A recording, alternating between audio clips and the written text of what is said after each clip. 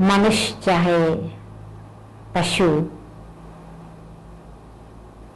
पक्षी हो या जलतर, छोटी बुद्धि वाला कोई है या विशाल बुद्धि वाला, मोटी बुद्धि या महीन बुद्धि वाला, संसार में कोई भी प्राणी ऐसा नहीं होगा जिसने अपनी इच्छा से स्वयं को कभी भी दुख देने का संकल्प किया हो अथवा इच्छा रखी हो या प्रयत्न किया हो। इच्छा ना होते हुए भी, प्रयत्न ना करते हुए भी, फिर भी चारों तरफ से दुख के बादल घिर घिर कर आते हैं। इंसान दिल खोलता है तो दुख की दास्तान ही सुनाता है। कोई विरले ही ऐसे होंगे जिनसे आप पूछो भाई क्या हाल चाल है, तो एक निश्चय से और एक आंतरिक खुशी से कहें मैं तो बहुत सुखी हूं। कोई कहेगा भी सही, हाँ सुखी तो हूं, परंतु फिर आ जाता है तो किसी न किसी प्रकार का दुख सुख में इंसान के पास समाया हुआ है। क्वेश्चन उठता है कि दुख आता कहां से है? क्यों ना दुख के द्वार बंद कर दें और सदा के लिए सुख का स्वराज्य हम ले आवें। दुख के आने के 4 दरवाजे हैं। एक है अज्ञान, दूसरा है अभिमान, तीसरा द्वार है अनुमान और चौथा द्वार है अपमान। अभी दरवाजा वही चीज आने की भी है और द्वार है तो दुख को बाहर निकालने का दरवाजा भी है। परंतु अगर हमने अज्ञान का द्वार खोल करके दुख को आने दिया तो सुखदायी चीज भी दुखदायी दिखाई पड़ने लग जाती है अथवा दुख देने वाली बन जाती है। अज्ञान का मतलब है अंधकार। अभी जैसे आप अपने घर में आए, आपके घर में टेबल कुर्सी रखी है, सोफा पड़ा हुआ है, बाकी बड़ी सुख सुविधा की चीजें आपके घर में हैं। आप जल्दी में अंधेरे में आए हैं और कोई ने वो चीजें जहां आपने रखी थी वहां से थोड़ी हटा करके दूसरी जगह रख दी, या आपने भी ध्यान आपका कहीं और है, आपको याद नहीं और आप अंधेरे में घर में घुसते हैं तो आपका टेबल, आपकी चीजें जो आपको सुख देने वाली हैं, ठोकर आपको लगती है, आपको चोट लग जाती है। और वास्तव में घर के साधन तो दुख देने वाले नहीं हैं, परंतु ठीक लाइट ना होने के कारण जो चीजें सुख देने वाली हैं वो दुख देने वाली बन गई। तो मनुष्य आत्माएं अज्ञानता के कारण चीजों को बाहर फेंकने शुरू कर दे तो कहेंगे भाई तुम नादान क्यों बनते हो, टेबल ने तुमको थोड़ा दुख दिया है, ये तो तुमने अंधेरे में ठोकर खाई है इसलिए दुख दिया है, तो अंधेरे में दुख दिया। इसी प्रकार से वास्तव में जो हमारा ये तन है अथवा शरीर है ये कोई दुख का साधन नहीं है। न तन दुख का साधन है, न मन दुख का साधन है, न कोई धन दुख का साधन है, न संबंध दुख का साधन है। परंतु मनुष्य के पास ज्ञान नहीं है तो माया कह करके छोड़ देंगे अथवा भागेंगे, इनसे कोशिश करेंगे कि यही दुख देने वाली चीजें हैं, परंतु नहीं। जब ये समझ में आ गया कि इस शरीर द्वारा ही मैं चैतन्य आत्मा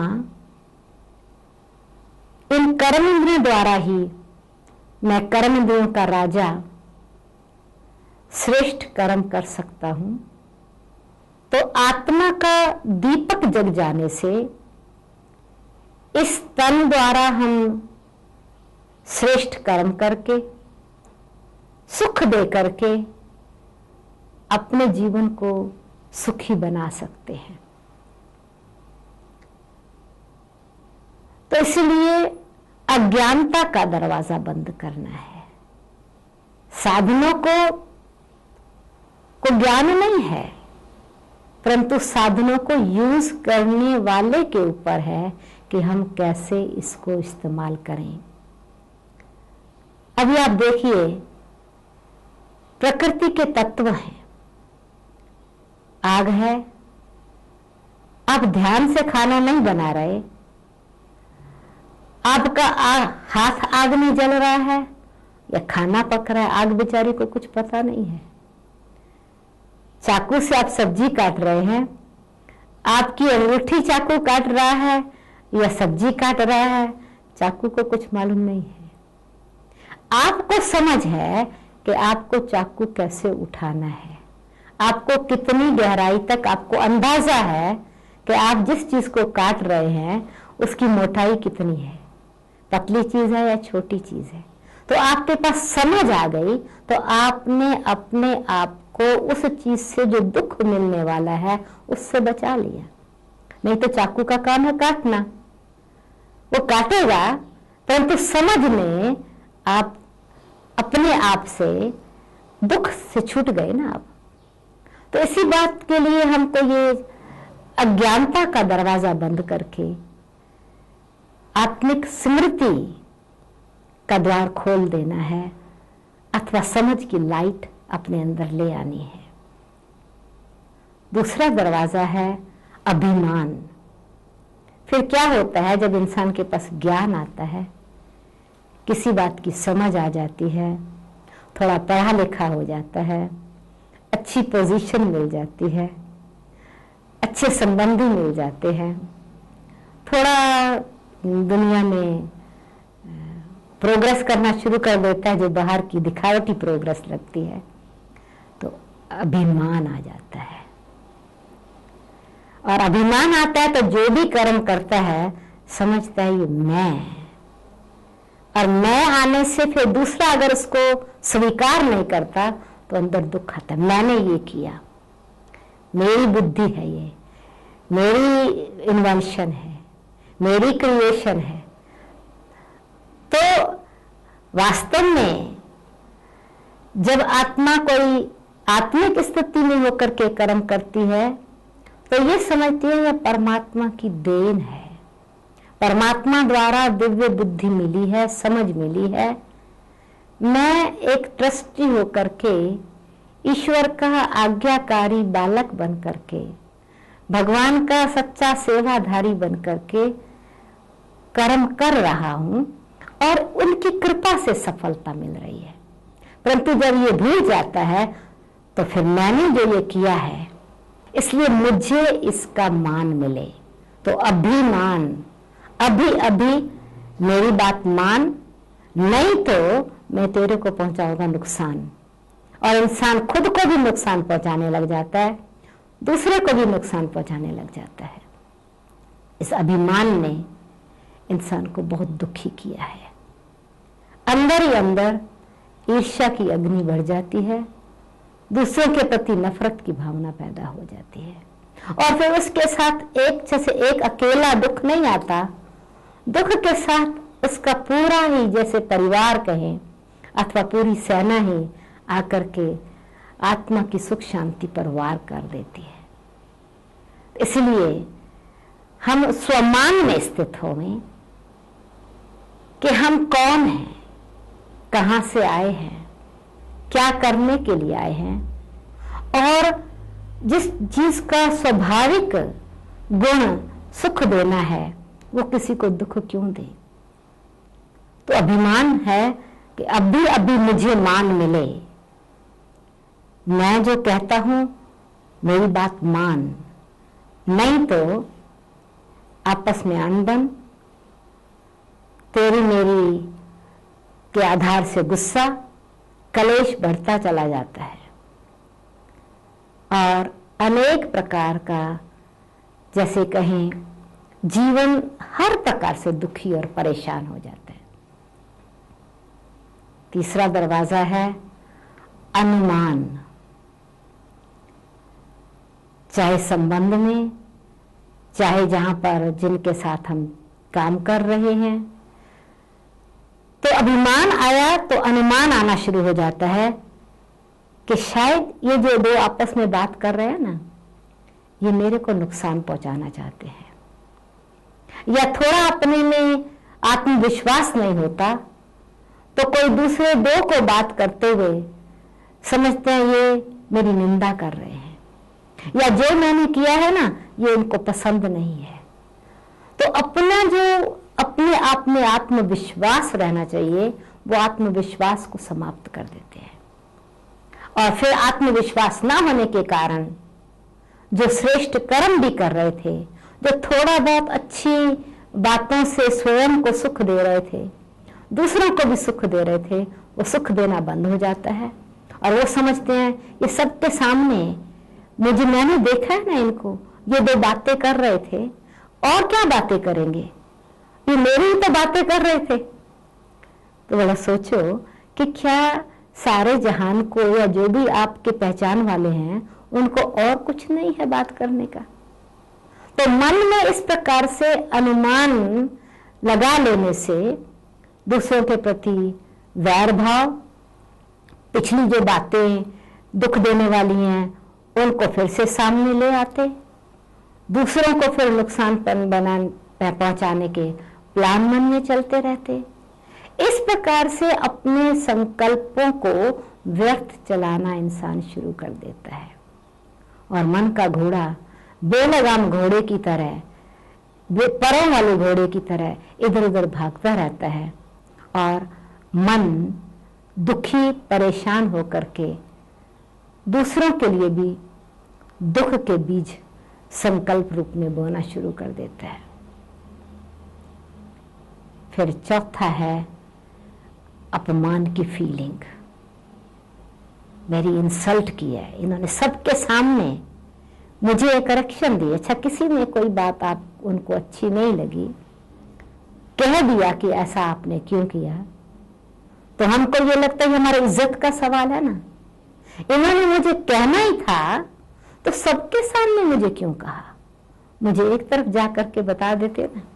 मेरी गलती थी तो 1000 लोगों के सामने बताने की क्या जरूरत है। तो इस प्रकार से छोटी सी बात को इंसान बहुत बड़ा अपमान समझने लग जाता है। अच्छा, अगर किसी ने हमको कोई ऐसी बात कह दी जिसमें हमको लगा ये हमारा अपमान है, परंतु वास्तव में जिसने हमारी इंसल्ट की ये तो उसका अपमान है। क्यों? उनके पास अगर सभ्यता नहीं है, किसी को किस प्रकार से शुभ भावना से हम समझावें, या किसी के पास क्रोध को कंट्रोल करने की शक्ति नहीं है, या किसी के पास निंदा करने का स्वभाव है, तो ये तो उनका अवगुण है ना। वो अपने अवगुण के कारण, चाहे अधैर्यता के कारण, चाहे अभिमान के कारण, चाहे ईर्ष्या के कारण, चाहे वैर भाव के कारण, वो अपने आप को बदलने की शक्ति नहीं रख सकते आत्मा। इसलिए आपसे बदला लेने के लिए सबके सामने आपका अपमान कर दिया, परंतु आप दुखी क्यों हो? उस अपमान को मैं क्यों लूं? कोई ने मेरी इंसल्ट की, परंतु मेरी तब की जब मुझे ये भूल गया कि मैं कौन था। अज्ञान के कारण ही अपमान महसूस होता है, क्योंकि पहला दरवाजा खुला है, उसके बाद दूसरा, दूसरे के बाद तीसरा, एक से दूसरे दरवाजे के अंदर दुख अशांति जैसे आती चली जाती है। तो इसलिए पहले ये समझे कि इसने मेरी जो इंसल्ट की, किसको देख के कहा? मेरे शरीर को देख करके कहा ना, मेरे नाम से मुझे बुलाया, भाई तुम्हारा देखो, तुमने ऐसा किया, हंसराज तुमने ये किया, ऐसा तुमने ये भूल की है, या शांति देवी तुमने ये नुकसान किया है। परंतु सचमुच देखा जाए तो अगर मेरे पास ज्ञान है कि मैं और मेरा, ये तो वास्तव में दो अलग अलग चीज है। इसने जो मुझे फला सबके सामने एक ये कह दिया बेवकूफ अथवा गधा, तो ये इसने किसको कहा? ना तो मैं गधा हूं, मैं तो इंसान के चोले में एक इंसान हूं ना। उसको अगर समझ नहीं है, दूसरे को समझ नहीं है, या अपनी जिह्वा पर कंट्रोल नहीं है, तो क्या मुझे अपनी बुद्धि पर कंट्रोल नहीं है, विश्वास नहीं है? उसको बेचारे को कंट्रोल नहीं है वाणी पर क्या मैं अपने मन बुद्धि पर अपना कंट्रोल छोड़ करके अपने आप को दुखी क्यों बनाऊं? क्या मैं पशु हूं?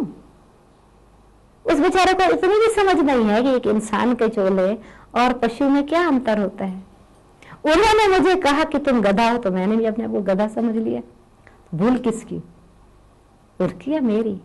तो मैंने अपना अपमान तब समझा जब मैं अपने आप को आत्मा न समझ करके शरीर समझने लगा, और शरीर समझ करके मेरा नाम, मेरी पोजीशन, मेरा अपमान। परंतु वास्तव में अगर मुझे उस समय आत्मविश्वास है और मैंने भूल नहीं की है, तो मैं समझूंगा उसकी बेचारे की गलती, गलत फहमी है। चलो गलत फहमी हो गई, या गलती से कह दिया, या चलो सही भी कहा, तो चलो अगर कोई बात रॉन्ग है, अगर किसी ने करेक्शन दी है तो मैं राइट कर लूं, और अगर नहीं रॉन्ग है तो ठीक है, आगे के लिए मैं उस बात को थोड़ा ध्यान में रखूं।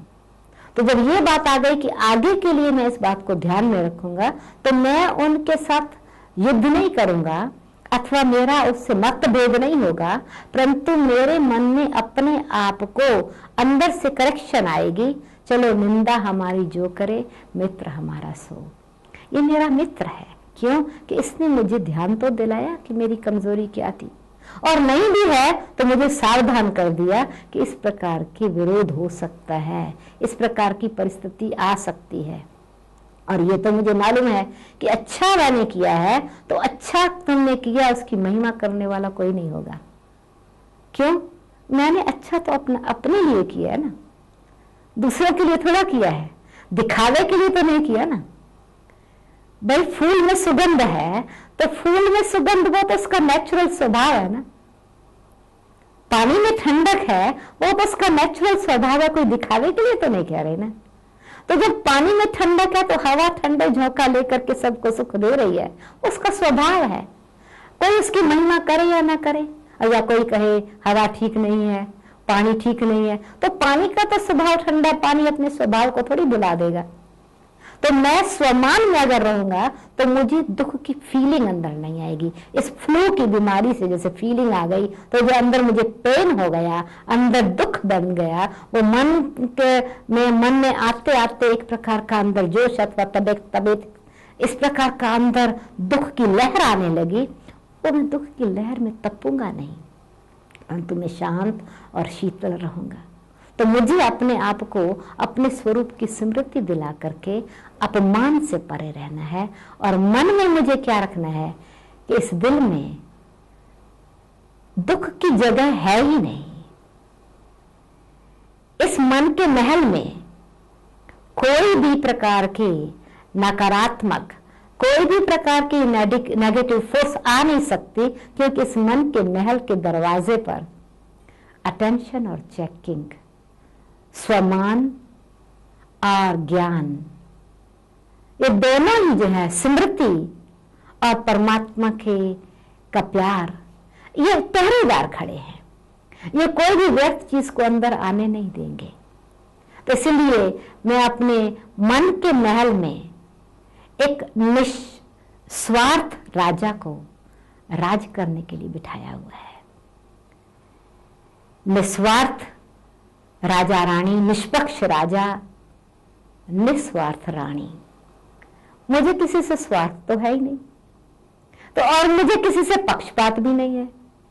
तो जब मेरा किसी से पक्षपात नहीं, मेरा किसी के कोई भी किसी में स्वार्थ नहीं, और मैं तो स्वयं के अर्थ रूप में स्थित हूं, जब मैं स्वयं के अर्थ स्वरूप में स्थित हूं कि मैं एक शुद्ध आत्मा, शांत स्वरूप हूं, मैं शुद्ध आत्मा, प्रेम स्वरूप हूं, मैं शुद्ध आत्मा, आनंद स्वरूप हूं, मैं शुद्ध आत्मा, पवित्र स्वरूप हूं, मैं शुद्ध आत्मा, परमात्मा की संतान हूं। और ये बेचारे अज्ञानतावश आत्मा को तो देख ही नहीं रहे हैं, ये तो शरीर को देख रहे हैं। तो अगर इसने गाली दी तो बाहर के महल को दी, शरीर को दी। अब शरीर को क्या, शरीर तो जवाब देगा नहीं। पर मैंने ही अपने आप को शरीर समझ लिया अज्ञानतावश, तो मुझे अपमान की फीलिंग आई और मुझे दुख लगा, और मुझे भूल गया कि उस बेचारे का भी दोष नहीं, वो भी अपने आप को भूला हुआ है।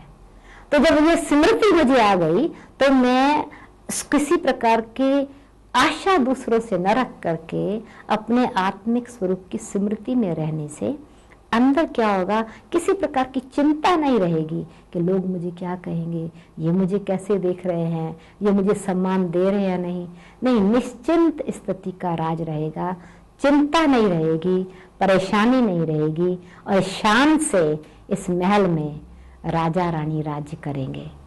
तो आओ दुख के दरवाजे बंद करें, सुख के द्वार खोल देवें, सर्वशक्तिवान सुखदाता के भंडार के साथ मिलन मनाते, आनंद, शांति, प्रेम, पवित्रता का राज पहले हमारे मन में हो। ऐसा स्वराज हम प्राप्त करें तो सृष्टि पर सुख का राज्य बनाएं। हम सब मिलकर के ये कार्य करें, और ये तभी संभव है जब हम आत्मा अपने आप को समझ करके दूसरे को भी आत्मा देखें, और हम ये समझें कि ये सब आत्माएं मेरे ही पिता परमात्मा की संतान हैं। चलो कोई भूल कर भी दी है तो मैं भला करने की इच्छा रखूं, क्योंकि मैं निष्पक्ष, निस्वार्थ, निराकार, कल्याणकारी परमपिता परमात्मा की संतान हूं। ओम शांति।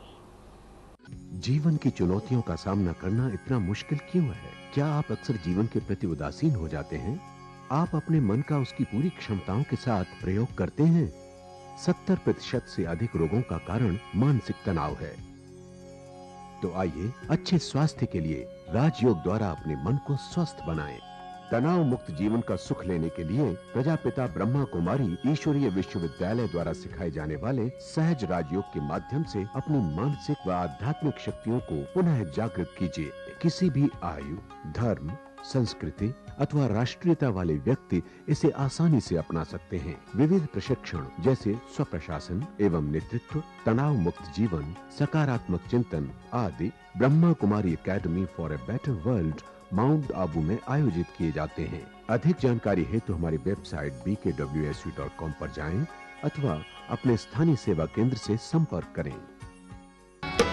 कोई नहीं पराया, मेरा घर सारा संसार है, कोई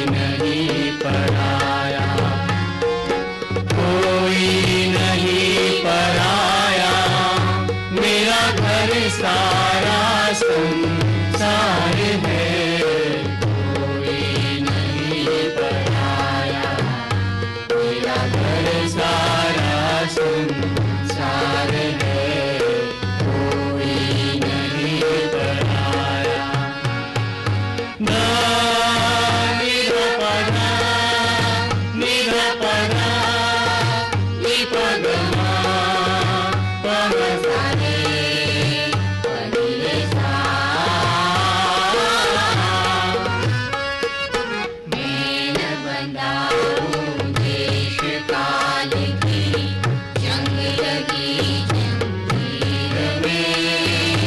मैं न खड़ा हूँ जात पात की ऊंची नीची भीड़ में। मैं न बंधा हूँ देश काल की जंग लगी जंजीर में। मैं न खड़ा हूँ जात पात की ऊंची नीची भीड़ में। मेरा धर्म न कुछ चाहे शब्दों का किंतु गुलाम है। मैं बस कहता हूँ कि प्यार है तो घर घर में राम है। राम है, राम है, राम है, राम है। मुझसे तुम न कहो मंदिर मस्जिद पर सर में टेक दूं। मेरा तो आराध्य आदमी देवालय हर द्वार है। कोई नहीं पराया, कोई नहीं पराया। मेरा घर सारा संसार है, कोई नहीं पराया। निध पदा निध पदा निपद पम सरे पनिरे सा। मैं चिखलाता हूँ कि जियो और जीने दो